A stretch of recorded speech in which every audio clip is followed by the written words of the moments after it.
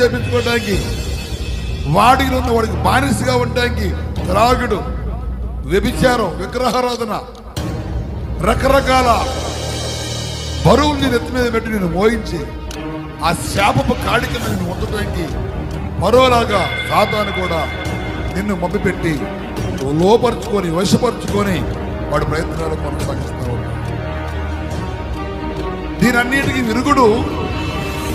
దేవుని పిలుపుకి, దేవుని యొక్క సంకల్పానికి, దేవుని యొక్క ఆలోచనకి, దేవుని యొక్క ఉద్దేశానికి ఎప్పుడైతే నువ్వు తలవచ్చదో, ఆయన మహిమను చూసి, ఆయన ఆలోచన చూసి, ఆయన ఉద్దేశాలను గమనించగలిగి,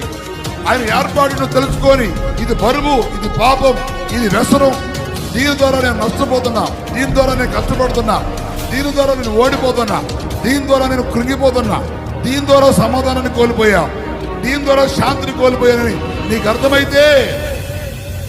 ఆ బరువులు మోసే బాధ్యత నుంచి, ఆ బరువులు మోసే ఆ శాపము నుంచి దేవుడు